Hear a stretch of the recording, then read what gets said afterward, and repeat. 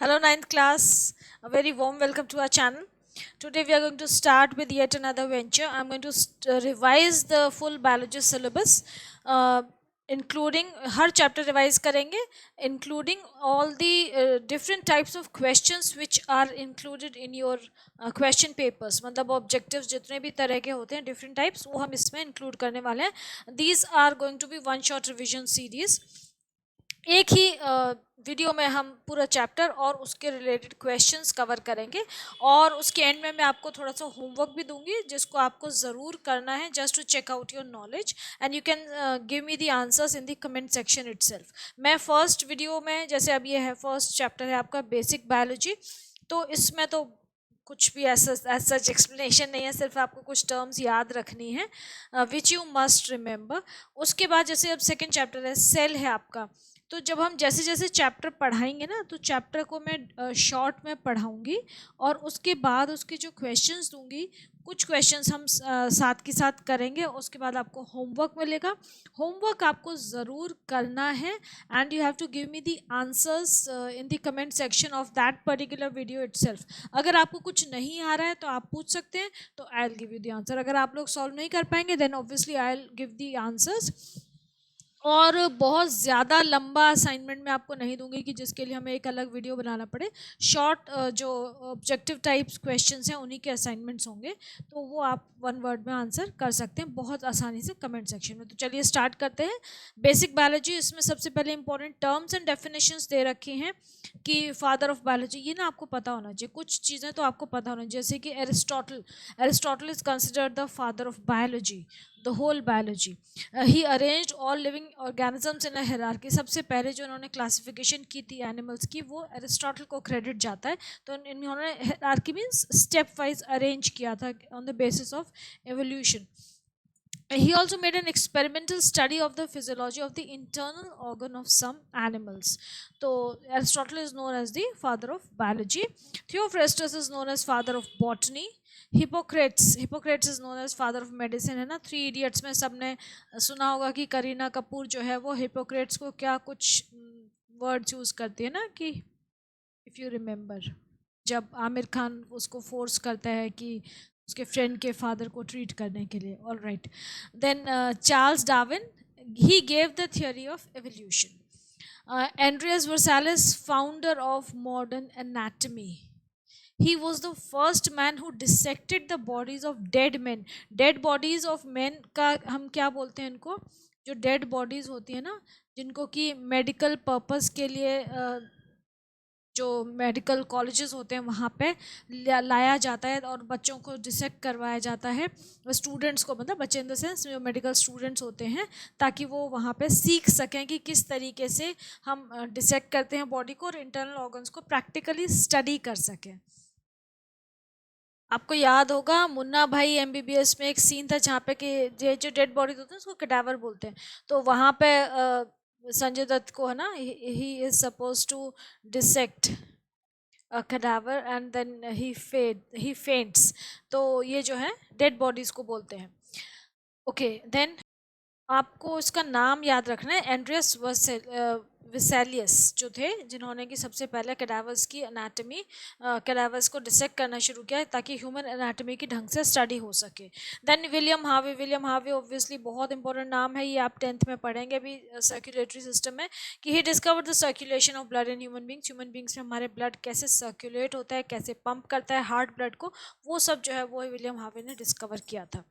तो ये हो गया. Study of biology is divided into three main types. Microbiology होती है, स्टडी ऑफ माइक्रो ऑर्गेनिज्म, नाम से पता चल रहा है. Botany, study of plants. Zoology, study of animals.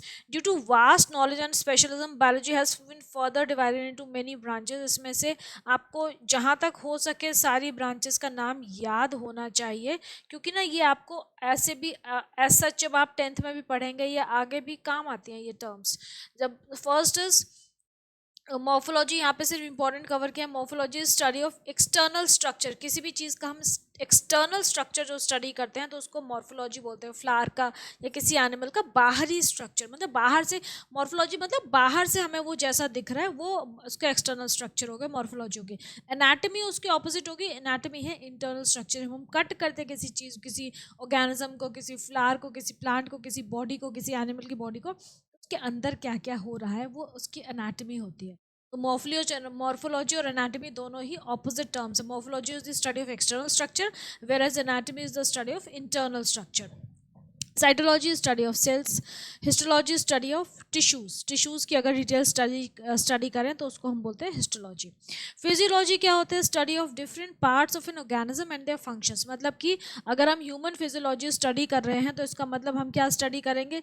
Respiratory system study कर रहे हैं तो हम रेस्पिरेटरी सिस्टम जितनी पार्ट्स इंक्लूडेड है ना, लंग्स हैं, फिर लंग्स का स्ट्रक्चर, लंग्स के अंदर क्या क्या होता है, नोज से लंग्स कैसे कनेक्टेड हैं, तो वो सब चीज़ें हम स्टडी करेंगे। तो वो पूरी होगी रेस्पिरेशन की फिजियोलॉजी। सर्कुलेटरी सिस्टम स्टडी करेंगे तो हार्ट का स्ट्रक्चर स्टडी करेंगे, वेन्स जो वेसल्स कनेक्टेड है, वेन्स और आर्टरीज और कैपिलरीज, उनका स्ट्रक्चर स्टडी करेंगे, उनकी फंक्शनिंग स्टडी करेंगे।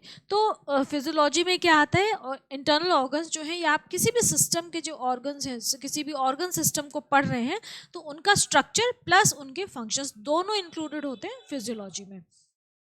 Then taxonomy is the study of classification of organisms।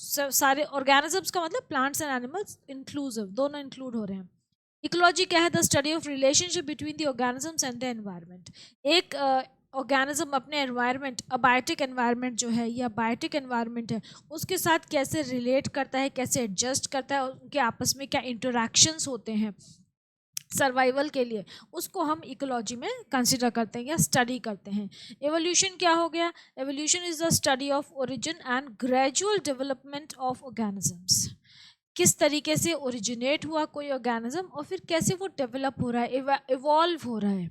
जैसे हम कहते हैं ना कि we have evolve from monkeys and apes, तो एवोल्यूशन हुआ था, it took lakhs and millions and millions of years, है ना, तब हम आप आज अपनी करंट फॉर्म में हैं। तो ये एवोल्यूशन क्या है कि कहाँ से ओरिजिनेट हुआ और उसको ग्रेजुअल कैसे डेवलपमेंट हुआ, क्या मॉडिफिकेशन हुआ है, ठीक है, दैट इज हो गया आपका evolution. Then embryology, embryology is क्या है भाई? एम्ब्रियोनिक डेवलपमेंट, एम्ब्रियो कैसे डेवलप हो रहा है, उसकी डिफरेंट लेयर्स किस तरीके से डेवलप होते हैं, वो एम्ब्रियोलॉजी हो गया। जेनेटिक्स क्या है? जो हम इनहेरिटेंस की स्टडी करते हैं ना, जो हमारे हेरिडिटरी कैरेक्टर्स हैं वो हमारे अंदर कैसे आए, किस मेथड से हमारे अंदर कौन कौन से कैरेक्टर्स आ रहे हैं, क्यों आ रहे हैं, क्यों नहीं आ रहे हैं, और हमारे क्रोमोसोम्स वगैरह की study. Genetics is a very very good upcoming science जो कि हमारी आज की प्रॉब्लम्स को डील करता है। जेनेटिक्स अगर हम ढंग से पढ़ लें, जेनेटिक्स में क्रोमोसोम्स की जो गुत्थी है उसको पूरी तरह से अगर सुलझा लें तो हमारी बहुत सारी बीमारियां दूर हो जाएंगी। It is very very wide subject genetics. तो study of inheritance of characters.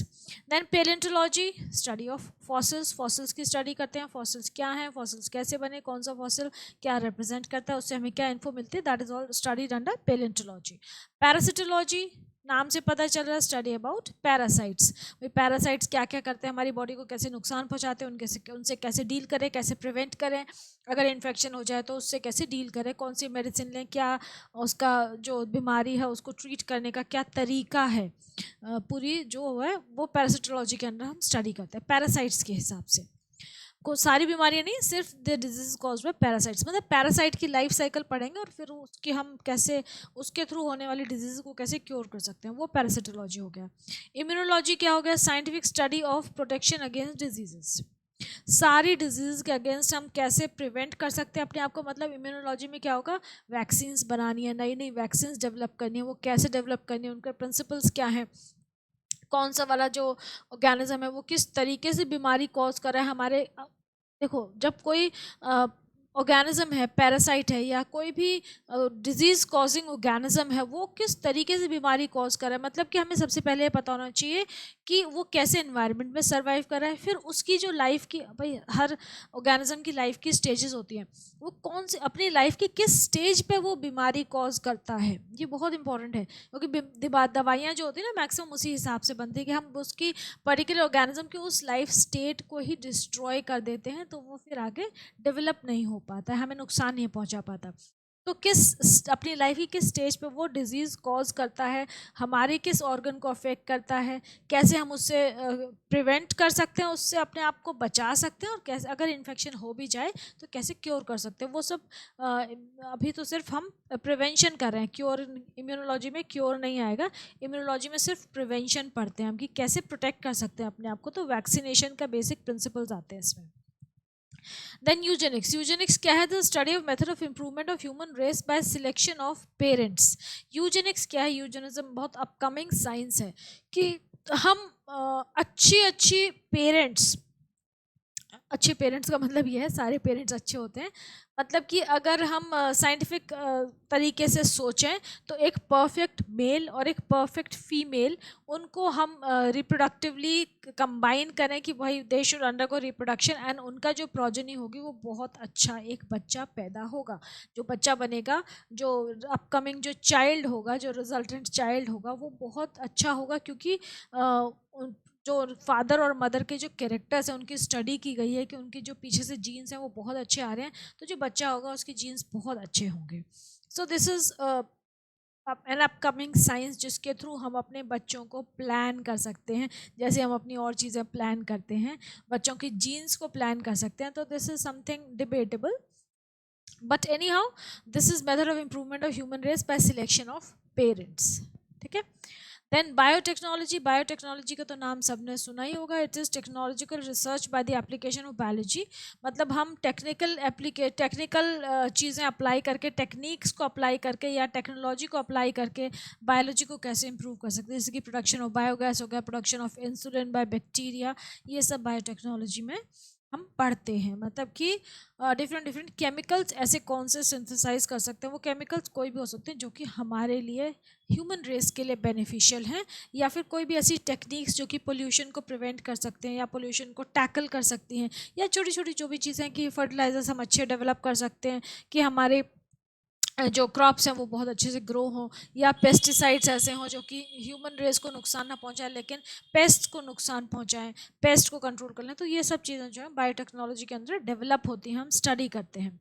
Then bio engineering, bio engineering is the use of engineering methods in medical science, जैसे प्रोस्थेटिक लिम्स बनते हैं ना, आर्टिफिशियल लिम्स, तो इंजीनियरिंग को use कर रहे हैं हम बायोलॉजी में, बायोलॉजिकल साइंसेस में, just to improve the life of human race. Artificial limbs बनते हैं, प्रोस्थेटिक लिम्स होते हैं ना आजकल, हाथ पैर, वो सब, उसका डेवलपमेंट कि कितना ज़्यादा उनको आप रियलिस्टिक बना सकते हो कि एक बंदे को उसको यूज़ करने में आसानी हो।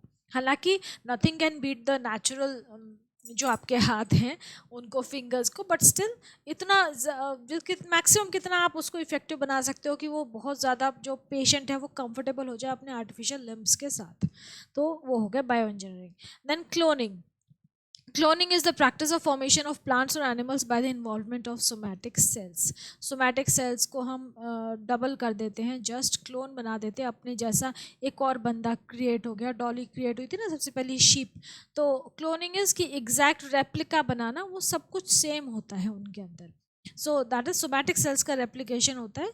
सोमैटिक और जेनेटिक सेल्स है ना, आपने पढ़े हैं, थोड़े बहुत तो आइडिया होगा आपको। सोमैटिक सेल्स मतलब जो बॉडी में होते हैं सेल्स, ओके ये आप और 10th में पढ़ेंगे थोड़ा सा डिटेल में। Then biological study in groups of organisms, अच्छा ये जो ग्रुप्स हैं इसमें ना थोड़ा थोड़ा दे रखा है, मेन दे रखे हैं, सारे नहीं दे रखे, चैप्टर में तो काफ़ी हैं, तो उनको क्या बोलते हैं? बैक्टीरियोलॉजी क्या होगी? साइंटिफिक स्टडी ऑफ बैक्टीरिया, नाम से पता चल रहा है। Ornithology scientific study of birds, entomology scientific study of insects, mycology scientific study of fungi, ये आपको याद होनी चाहिए। Virology scientific study of virus, ये सब याद कर लीजिएगा।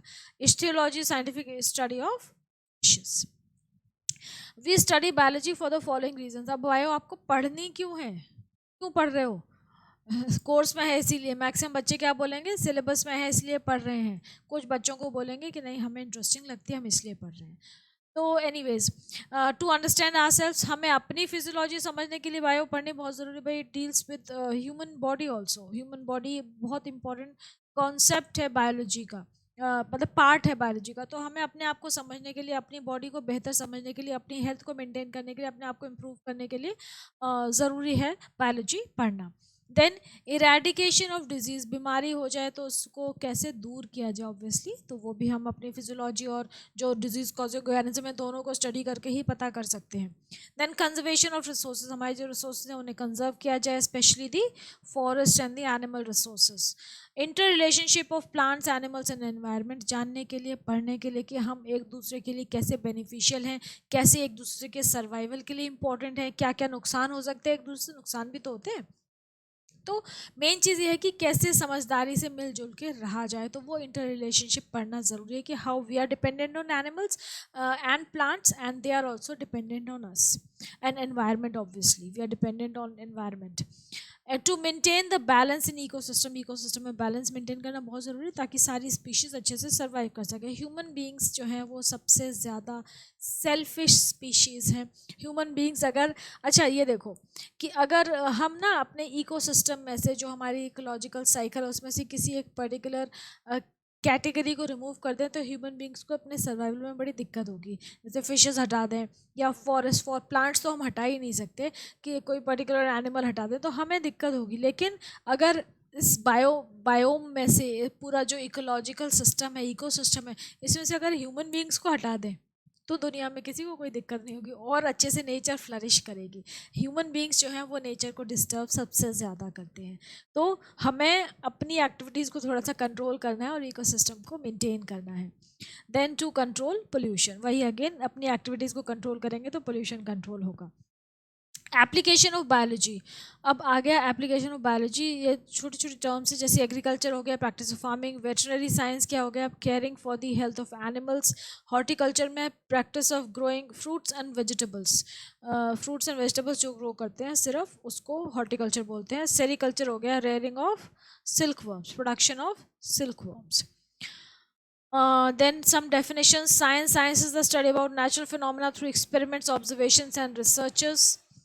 ओविपेरस वो हो गए एनिमल्स जो कि एग्स ले करते हैं। विविपेरस जो एनिमल्स जो which give birth to young ones. Biology is study of life of living organisms, तो ठीक है। अब सॉल्व्ड क्वेश्चंस दे रखे हैं, देखो यहाँ पे आप पहला जो सॉल्व्ड क्वेश्चंस कर रहे हैं हम, ठीक है, अनसॉल्व्ड भी हैं इसके बाद लेकिन सॉल्व्ड। सबसे पहले क्या है, नेम द फॉलोइंग। आपके एग्जाम में इस तरह के, इस कैटेगरी के क्वेश्चंस आते हैं, that is why we have included them. First is the father of biology, आपको याद होगा Aristotle. The scientist who discovered the circulation of blood for the first time, William Harvey.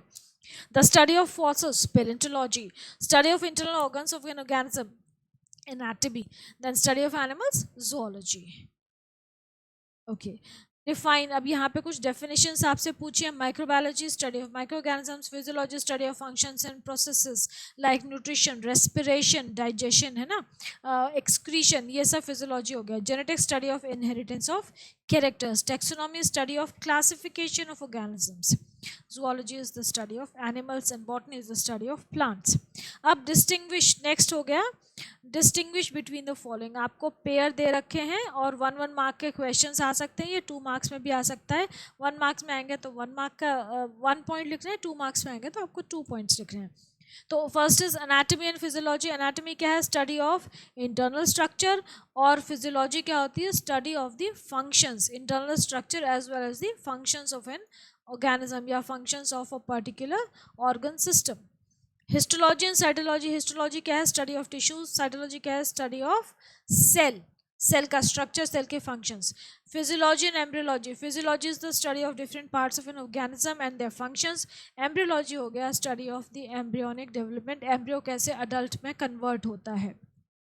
Botany zoology तो बहुत simple है, study of plants is botany and study of animals is zoology.